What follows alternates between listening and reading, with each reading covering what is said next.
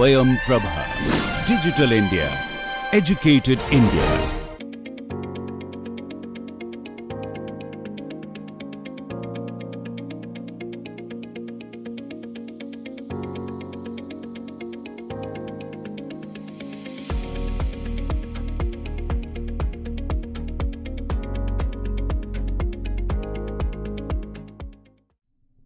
Hello, welcome to lecture 25 of this course on machine learning for earth system science. This lecture is about discovering clustered weather patterns using graphical models. So, we are still in module 3 where we are using machine learning for discovering various insights related to the earth system sciences. So, the concepts we are going to cover in this lecture are: firstly, how to create a discrete representation of a spatiotemporal field of any geophysical variable.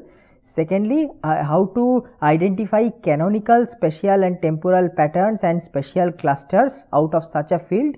And thirdly, how probabilistic graphical models can be used to generate such a representation or such patterns and so on.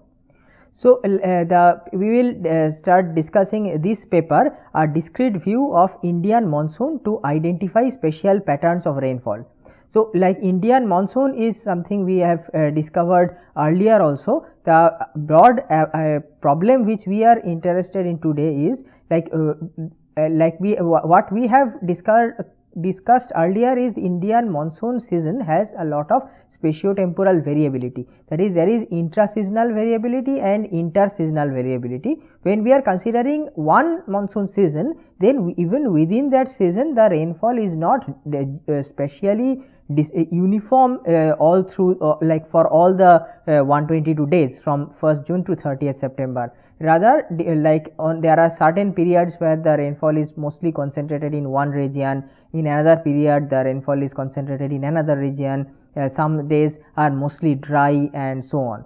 So, our aim here is to identify certain broad spatial patterns along which the rainfall may be distributed on any given day of a typical monsoon season. So, coming to this paper, we propose a representation of the Indian summer monsoon rainfall in terms of a probabilistic model based on Markov random field consisting of discrete state variables representing low and high rainfall at grid scale and daily rainfall patterns across space and in time. These discrete states are conditioned on observed daily gridded rainfall data from the period 2000 to 2007. The model gives us a set of 10 spatial patterns of daily monsoon rainfall over India, which are robust over a range of user chosen parameters and coherent in space and time. What I mean by coherent in space and time? So, coherent means like the patterns which we are talking about, we will see those patterns shortly, like they are spatially contiguous, that is, you won't see that one region has rainfall, another region is another adjacent region is dry and so on. You won't, that is to say, it won't be patchy, but we will be able to identify clear blocks where the rainfall activities are concentrated. And when I say coherent in time, it means that one of these patterns, it persists for a few days. It's not like that it's one day it is like this, the next day it will be something else. It's not like that. There is some kind of temporal stability or continuity in the process. So, these are in sync with the various understandings or the various conventional wisdom related of climate scientists related to Indian monsoon, where there are concepts like meso monsoon, intra-seasonal oscillations or active and break spells. These are all concepts that have been studied by climate scientists and Indian meteorologists related to the Indian monsoon. This paper the papers we are going to discuss today try to bring out those same concepts in a more comprehensive way, or easy to in ways that are easier to visualize. Each day in a monsoon season is assigned to precisely one of the spatial patterns that approximates the spatial distribution of rainfall on that day. Such approximations are quite accurate for nearly 95% of the days. Remarkably, these patterns are representative of the monsoon seasons from 1901 to 2000 as well. Finally, we compare the proposed model with alternative approaches to extract spatial patterns of rainfall using empirical orthogonal functions and clustering algorithms such as k-means and spectral clustering. So, this is the probabilistic graphical model which we are talking about. You may remember that in an earlier lecture about the anomaly detection, we had discussed a similar graphical model like this. So, these are the observations that we may call this as x. So, in this case is the rainfall. So, along each row we have the different days and along each column we have the different locations. So, two locations are are connected by an edge if they are adjacent to each other. I mean, like the way it is drawn here, it might seem that each location has only two neighboring locations, but that is actually not the case. So, like when we actually plot all these locations on a like on the map, so each of these locations represents a grid point. So, each grid will have maybe 4 neighbors on the 4 sides. So, or it can have more neighbors also if you consider the diagonals. So, there can be more edges or more neighboring nodes also, which we have not shown in this model, but these vertical edges basically indicate the spatial connections, and the horizontal edges, these indicate temporal connections in the sense that these are successive days. This is day 1, this is day 2, etc. And like this kind of a structure, like it can like continue for like the entire season or something like that. So, these green nodes, these are the locations, that is x of st in general will mean the rainfall at location s on day t, and corresponding to each of these observations we have the discrete or binary representation which is indicated by z. So, this binary variable, it will have two values, one meaning that there is significant rainfall, 2 meaning that there is less rainfall or no rainfall. Now, how much is significant, etc., these are like there is no hard threshold on this. Instead, it is like left as there is, you can say that it is something like a mixture model. There is a distribution for or a probability distribution for dry days, and there are different probability distribution for wet days. So, on any given day's rainfall, like we will have to see which distribution it fits better, and that and in doing so we also have to take into account the neighboring z values, that is both the spatial neighbors as well as the temporal neighbors. So, if there is like an isolated rainfall event which is like very high, in that case z may turn out to be 1, but if there is a mild rainfall event, or maybe like 2 millimeters of rainfall happens in a particular place, even though its surrounding regions receive no such rainfall, or that same place in the previous and next days also does not receive any next rainfall, then that 2 millimeter of rainfall may just be ignored, and like it on that day that location may be considered to be in a dry state. Now, we additionally have these u variables and the v variables. The u variables indicate the spatial pattern of day t. Now, as I said that there are like we want to identify a few spatial patterns such that the rainfall distribution on any given day as obtained from these x and z values, they can be approximated by any one of those patterns. So, for this particular day there will be one pattern, for this day there will be another pattern, and so on. So, which day belongs to which pattern, that is encoded by this variable u. Now, similarly the different locations, there are, let us say there are capital S number of locations. So, they are like these locations again can be grouped into some we can say homogeneous regions which have very similar temporal patterns of rainfall, that is whenever the rainfall is high in one location, in the other locations also in the same region it will be high. If rainfall is low on any given day, if rainfall is low in a location, in the other locations also it will be low, and so on. So that way all the locations basically can be divided into clusters, and that cluster membership of each location is indicated by these variables.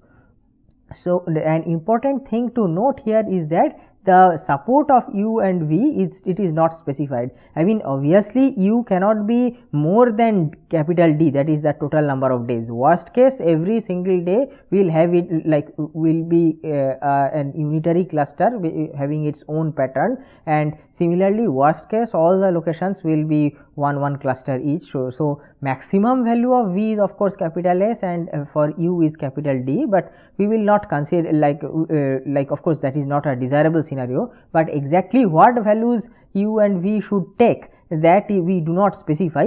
Unlike say something like k-means clustering, we do the number of clusters is not specified, rather it needs to be found out from the data itself. That is up to the model to do so. That is why these class of models are known as the non-parametric models.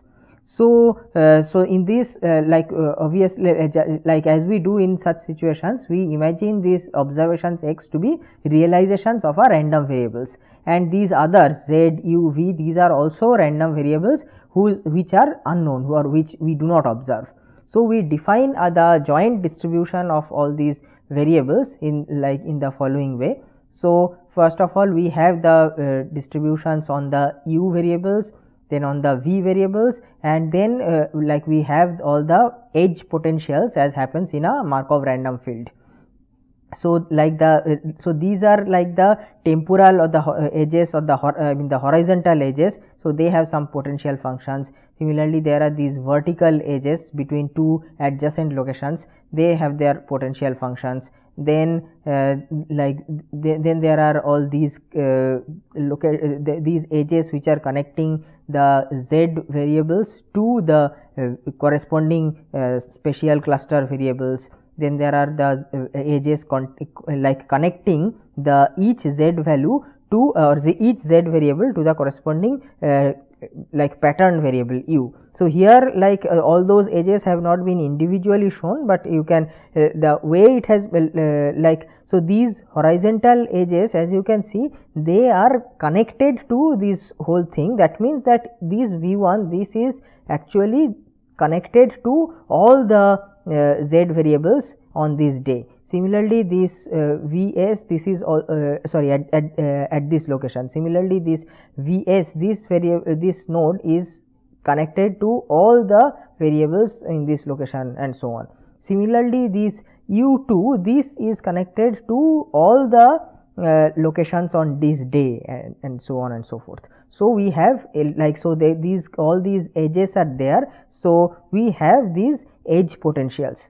Now these edge potential functions are defined in such a way as to as to promote spatiotemporal coherence. So if you remember in the earlier paper about anomaly detection, we had talked about defining the edge potentials in such a way that the potential function will take a high value if the if the nodes, if the two end nodes, they have equal values, otherwise it will take a low value. So that there is an incentive for the two end variables, the two the nodes that are being connected, to have there is some incentive for them to have the equal values there, and that is what promotes the property of spatial and temporal coherence.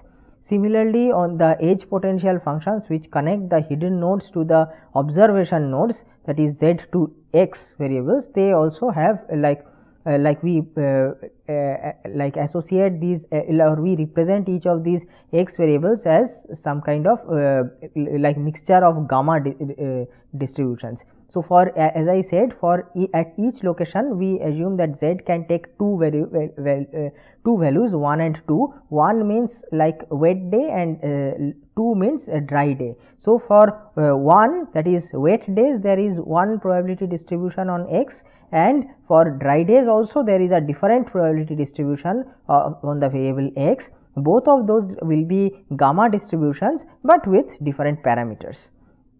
So, apart from that, similarly the y is like the total amount of rainfall on any given day. So, that is associated with the spatial patterns.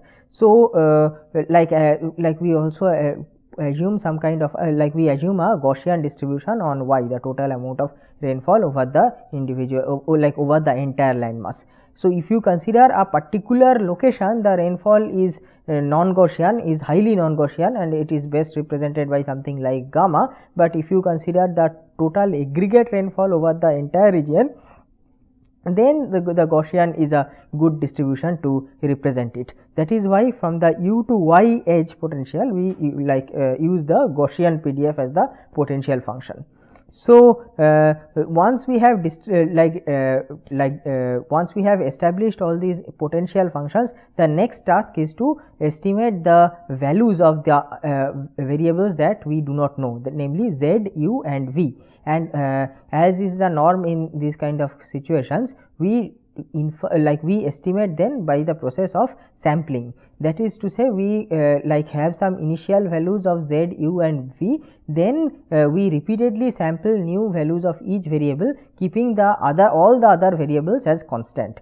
So, for that we need conditional distributions for every single variable, every single latent variable, and these are the those distributions. So, this is of course a like a binary variable. So, this will be something like a Bernoulli distribution, but what is the parameter of that? So, for that we need to calculate all these things. Similarly, these u, v, both are of these are discrete variables. So, they will have some discrete distributions. So, what will be the values of each probability of so that can be calculated using the all these potential functions. So, basically these conditional distributions come from the joint distribution that has been calculated here.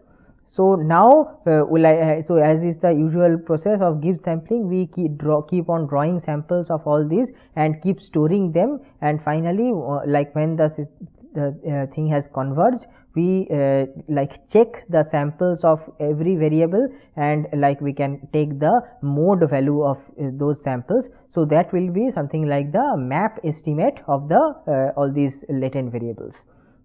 So, this data is now applied to the Indian region. So, we consider 357 locations and there are 122 days in every year. So, we consider 8 years in successively 2000 to 2007, and then so what happens is we get all the patterns which we talked about, the spatial so the spatial patterns which I was talking about means that every day's rainfall can be represented as one of those spatial patterns. So, these are those spatial patterns that we have found out. So, these are the discrete patterns in the binary view, and these are the if we consider the actual rainfall values in the different locations. So, as you can see, in this case blue means wet and this green means dry. So, so this is the one pattern in which there is the entire landmass is green, means that there is no rainfall anywhere. In fact, that is not really the case. There can be sporadic rainfall here and there, but by large there is no single region where the rainfall is concentrated. In this pattern we see the rainfall is concentrated only in the northeastern part. In this pattern we see the rainfall is concentrated in the Indo-Gangetic plain. In this case mostly in the in the central India. Again in this case in much of central India, including Gujarat as well as the western coast and so on. So, you can see that some of these patterns actually look quite similar to each other, like this one and this one and this one are more or less similar, then this one and this one are almost exactly similar and so on. But although the binary patterns look similar, but if you consider the volume of rainfall in occurring in the corresponding regions, that will vary. For example, this will here rainfall will happen in the Indo-Gangetic plain, but maybe slightly less rainfall. But in this case or in this case, the amount of rainfall that will happen in the Indo-Gangetic plain is much stronger. Similarly, in this pattern there is heavy rainfall in central India, in this pattern there is only light rainfall in central India and so on. So now the claim is of this work is that like if you consider the rainfall map over India on any given day, it can be expressed like it is like roughly similar to one of these 10 patterns. That is to say, like these 10 patterns are enough to represent almost all days of the Indian monsoon, of course not completely, but approximately. So like these 10 clusters which we have found, these are what we call as prominent clusters or prominent pattern, that is such a pattern which is present on several days of every given year. That is these patterns we have found are not from one single year, but across the period of like 8 years that we have considered, 2000 to 2007. Not only that, also although we have extracted them from these 8 years, but in fact if you consider years beyond this range also, I mean after 2007 or before 2000, then also the same claim holds, that is any day's rainfall map is approximately one of these 10. So the question we may be interested to ask is how many days are actually covered by these prominent patterns, and the answer turns out to be about like nearly 93.8%. It can be so high.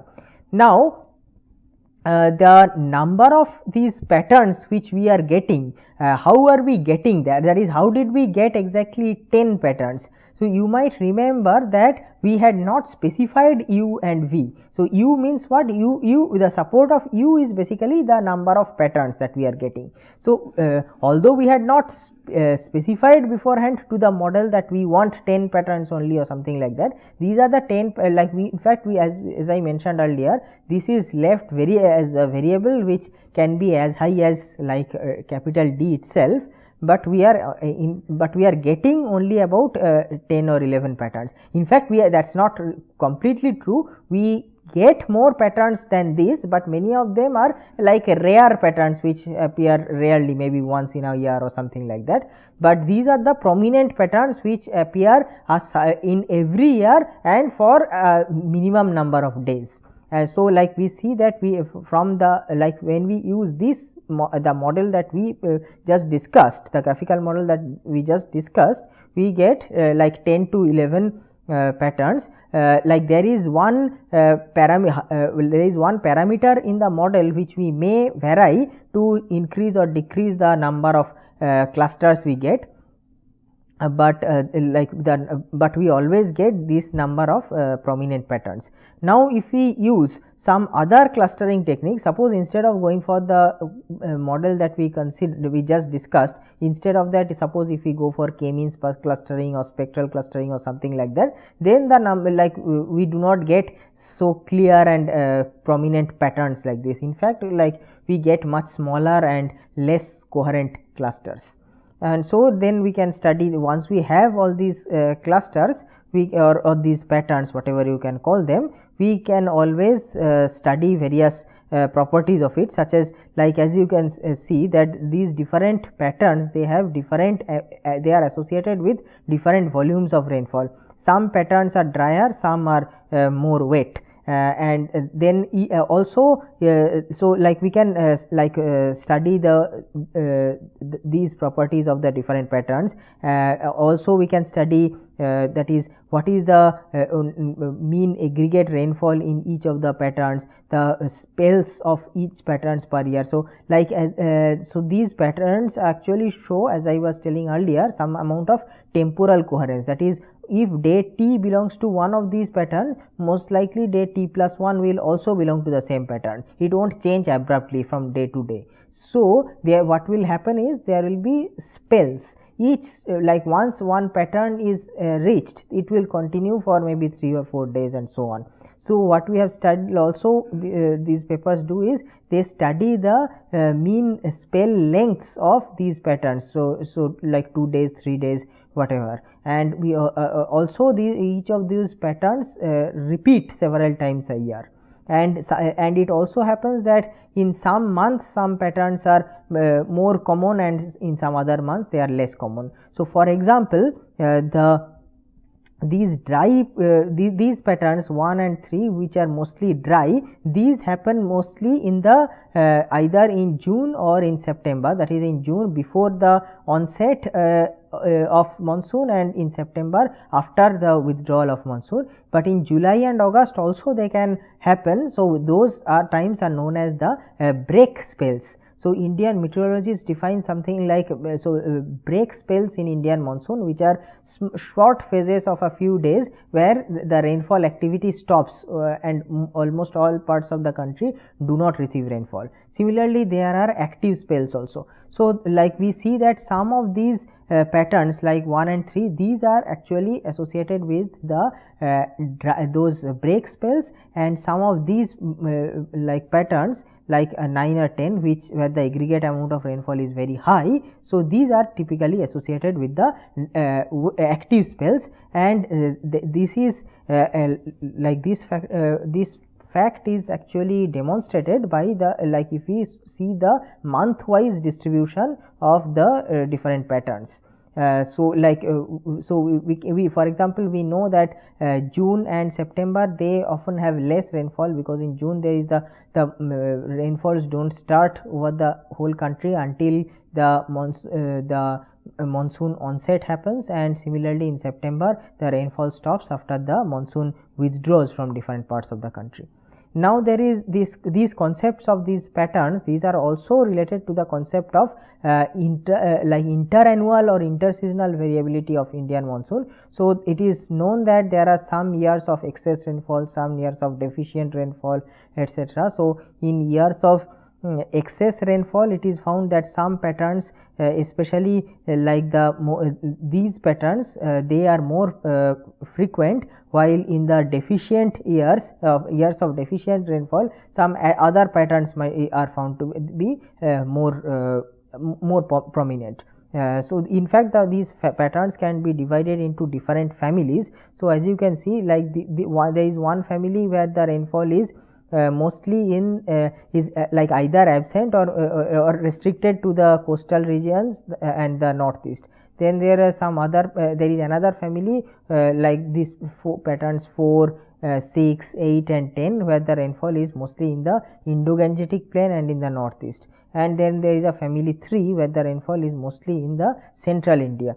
So, we see that there is a like a difference in the distribution of these families in the like in the excess years and the deficient years, and so like in the, like especially in the excess years one family like might dominate, while in other years that family may be less dominant, or so like especially the central India pattern, this is found to the central India family, these are found to be more frequent in the years of excess rainfall, while in the years of deficient rainfall this family is found to be more dominant or more frequent. Now, the patterns which we just discussed, these are the patterns which we have obtained from the observational data from from the India Meteorological Department, but we also have all the so many process models, the global climate models and so on, which aim to simulate climate all over the world, including the monsoon of India. So, like one question which climate scientists have been asking over the years is how accurately do these models simulate the various phenomena all over the world, like including say or especially Indian monsoon, and till recently common refrain among scientists was that Indian monsoon is not represented very well by these models.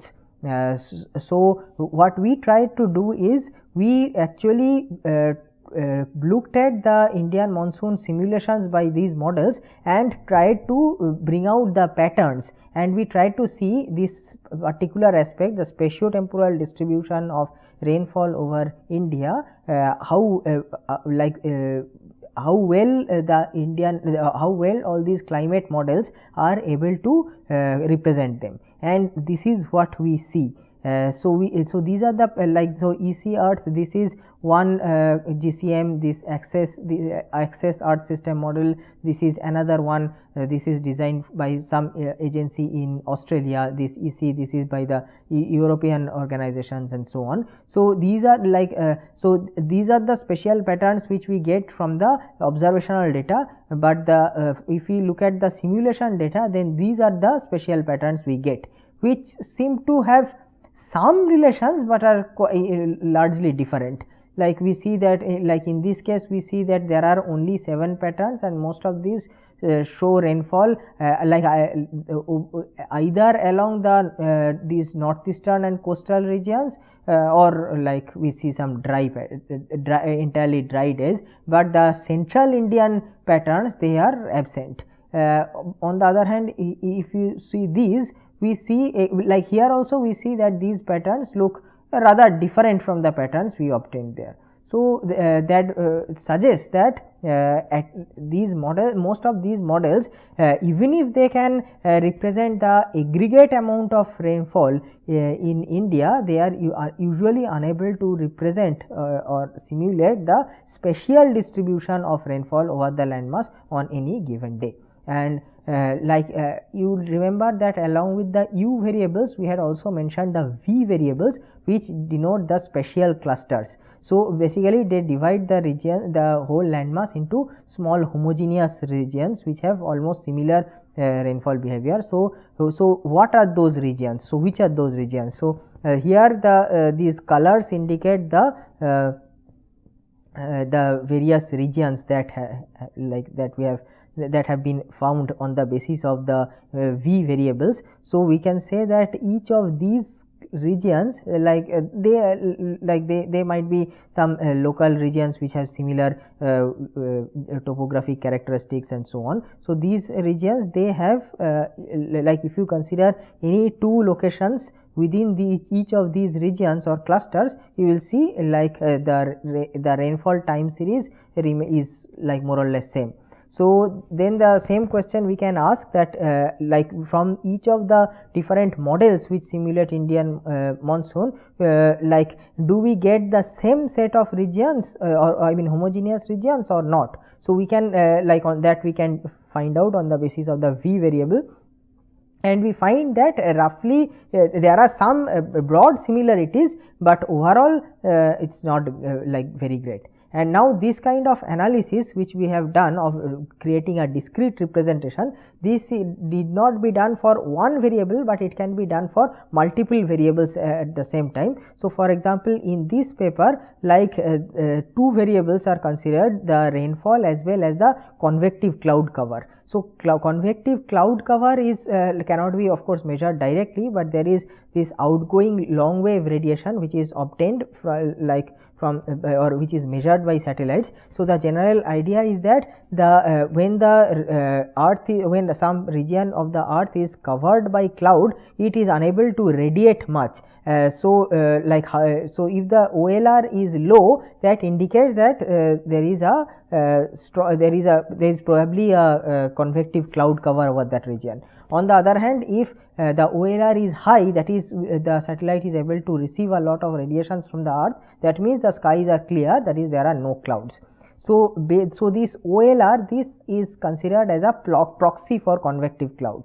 Now considering this as a variable, again we can construct the similar kinds of spatial patterns as we discussed earlier, and these are some of the the 8 spatial patterns of OLR distribution over India, over the Indian landmass during the rainy season. So we find that there are some days where most of the country has like high OLR, that is very low cloud cover, and there are also days where most of the region is entirely having low OLR, that is there is widespread cloud cover, while there are some days where the south has low OLR but the north does not have, and like vice versa as well.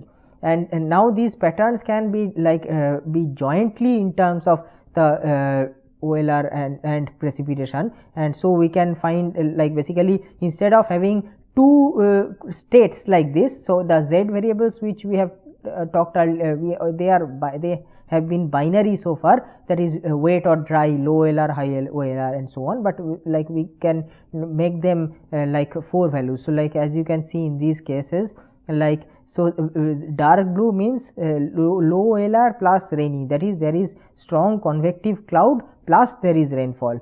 Then there is the situation where there is low OLR, that is convective clouds are there, but there is not rainfall. So as you can see, the southeastern part of India usually does not receive so much of rainfall during the monsoon season, but it can have like heavy cloud cover. This happens mostly due to the orography of the region, the presence of mountain and so on. Similarly, this is the situation where there is high OLR, that is no clouds, and there is obviously no rainfall also.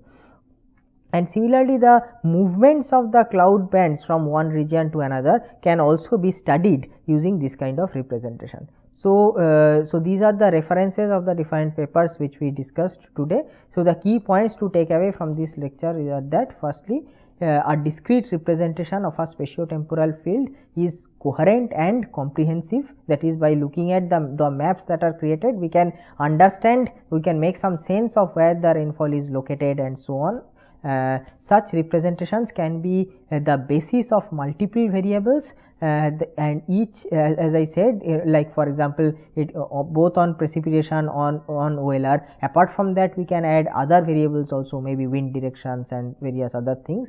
Now each spatial map can be considered as a noisy version of each canonical pattern. If you consider the spatial map of any variable on any given day, it's going to roughly represent or roughly resemble any one of the patterns that have been identified in the way.